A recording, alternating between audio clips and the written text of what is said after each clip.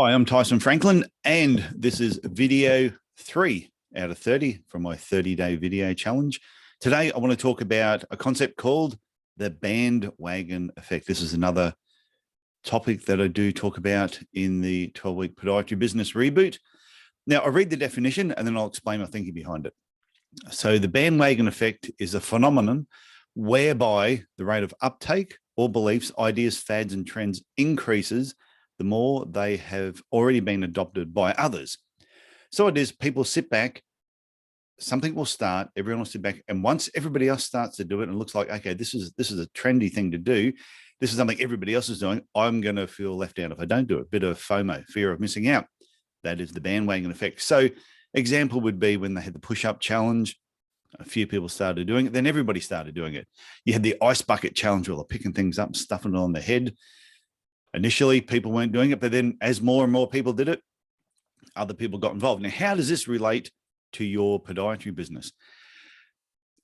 I know a lot of people go off and they go and do foot mobilization, they go and do dry needling. They may even be looking at like exercise and rehabilitation. And I remember when kinesiology tape was the new big thing that everybody was basically using. Now, I'm not saying any of those things with foot mobilization, dry needling, exercise and rehab, whether they're good, bad, or indifferent, that's not what I'm talking about here. What I'm talking about is why did you decide to do it? And when I've spoken to a lot of people and I ask them, why did you decide to do foot mobilization? Why did you decide to do dry needling? And a lot of people will say they did it because everybody else was doing it and they felt they were missing out if they didn't do it. Now, I did foot mobilization. I was happy that I did. I did dry needling. I was happy that I did. I also use kinesiology tape, and I was happy that I did.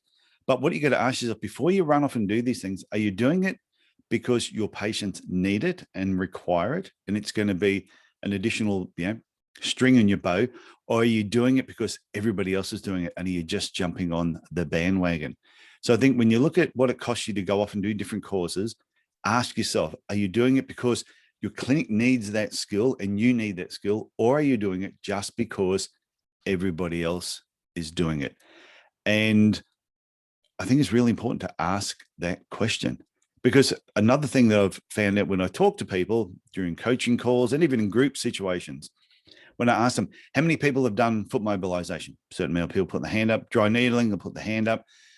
Other services, and I go, who here charges extra for that?